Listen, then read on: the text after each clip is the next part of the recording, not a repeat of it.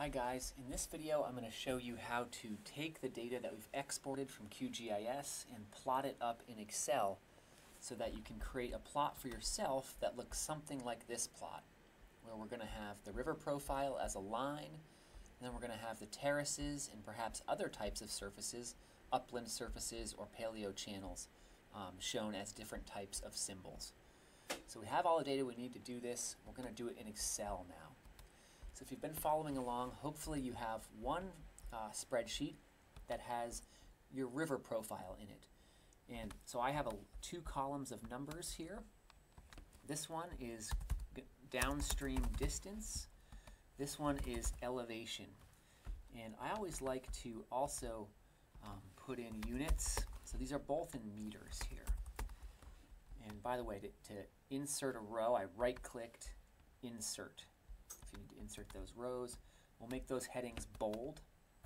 And one other thing I like to do is I'll shift and left click to multi-select. I'll use these buttons up here to actually, I guess I got to make it a number first. And then I'll drop down the number of decimal places just so that it's a little bit cleaner data.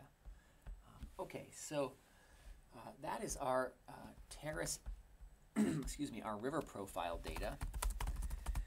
And now, just to be kind of consistent about this, why don't we go and take our terrace data that we also exported, and we're just going to multi-select again, hold down Shift, Control C to copy, and we're going to copy paste that into the same spreadsheet, just so everything is in the same spreadsheet. There to paste it, I clicked on the top left cell, then right-clicked, and there's a bunch of paste options. I usually use paste as values, just as a default. All right, so now we got everything in, and actually I'm going to highlight these, hold down Control Shift, down arrow, get the whole block.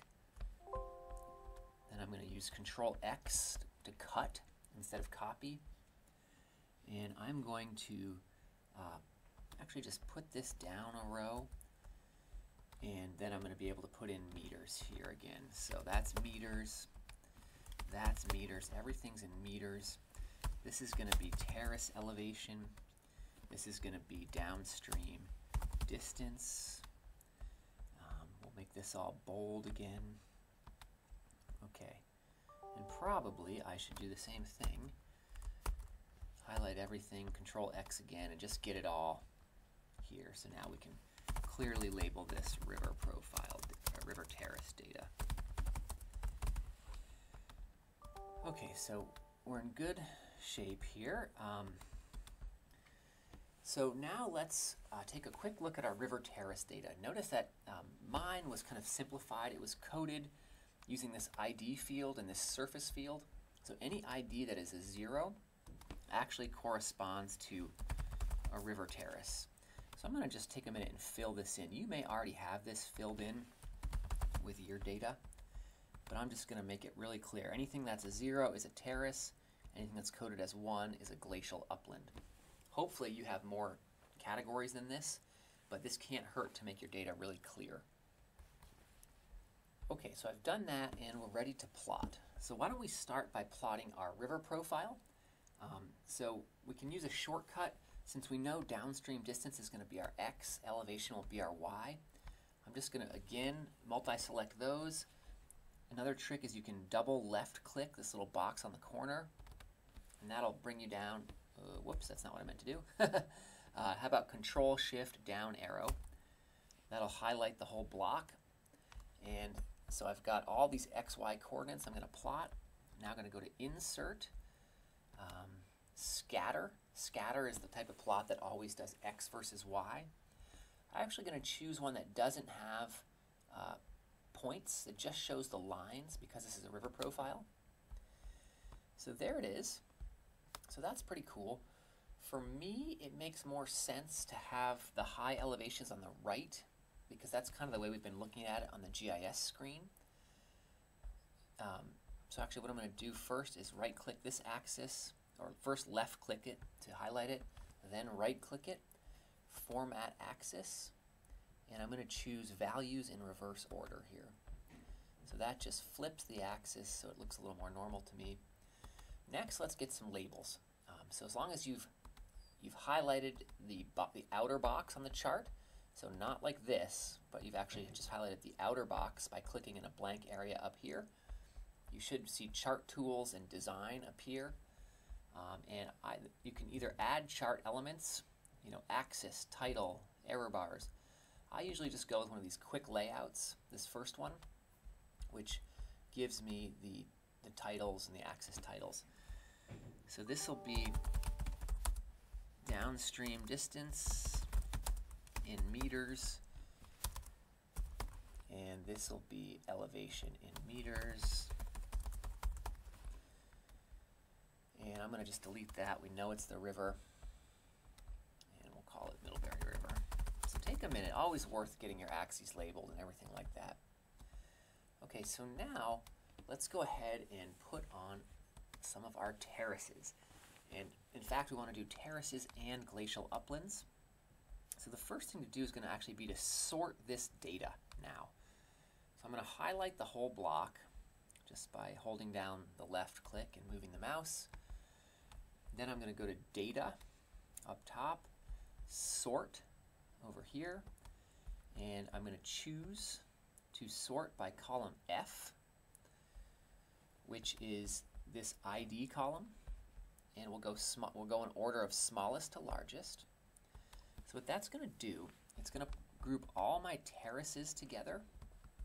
All my zeros come first, and then my ones come after that, my glacial uplands.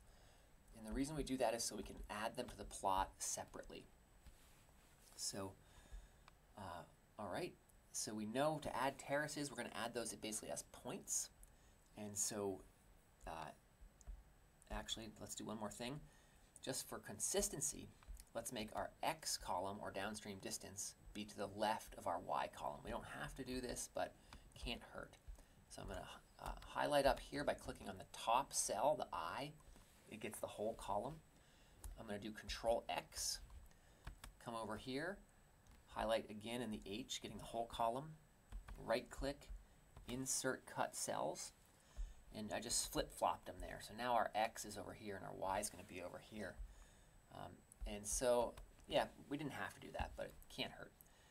Okay, so now what we want to do is we want to add a second data set to this plot, okay? And the way to do that is to, again, click on an empty area up near the top of the plot. So not this, but this. Then right-click, and you'll see Select Data. You can also find Select Data in many versions of Excel by going to Design under Chart Tools, and it's right over here, Select Data. Okay, so this shows the first series we did. That was the river profile.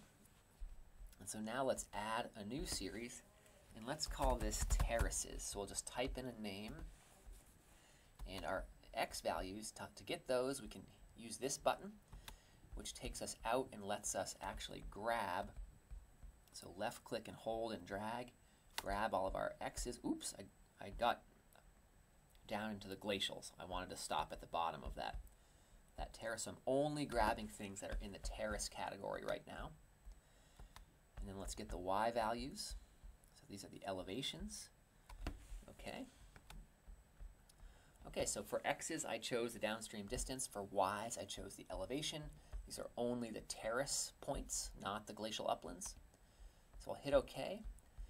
And just to see how that looks, ooh, that looks terrible. That's because it added it as a line instead of a series of dots. So to fix that, I'm going to go click. I'm going to click off the chart entirely, and I'm going to click once left on the chart, and right-click, Format Data Series. Okay, and we're going to go into Line. So notice we can choose between marker and line. We're going to choose no line. Then for marker, we are going to put in a marker. I'm going to actually choose, because terraces are flat, I'm going to choose this line, which to me is a nice representation of what the terraces look like. Color is up to you. Black is boring, but I'll go with it, I guess. So now what we can see is our river profile in blue and all of our terraces shown as little lines with their elevation and their downstream distance. Okay, so next let's add the glacial uplands data, and you would be repeating this process repeatedly.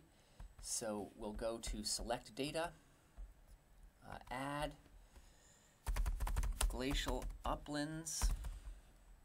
We'll choose all of our X's here, and so now we're going down. We're going to choose only the glacial upland points. So these are our X's for glacial upland. Here's our Y's, or our elevations for glacial upland. Okay, we'll hit OK. One last thing I'm going to do, I'm going to go here and edit this and just rename our original one River Profile so that it's clear what that is. Hit OK.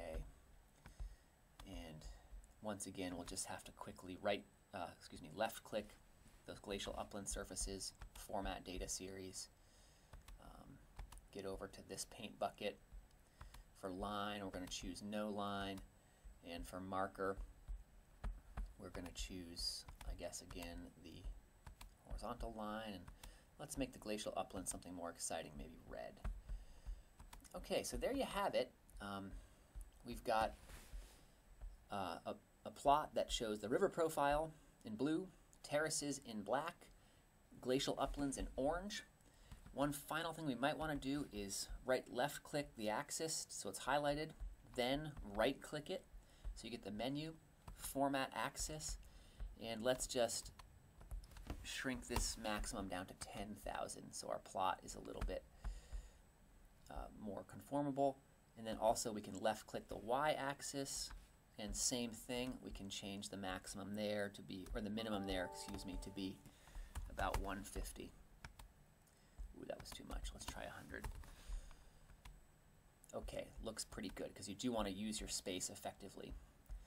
Okay, so you'll be probably customizing your plot to look even better than this, but at least now you know the basics. Thanks, everybody.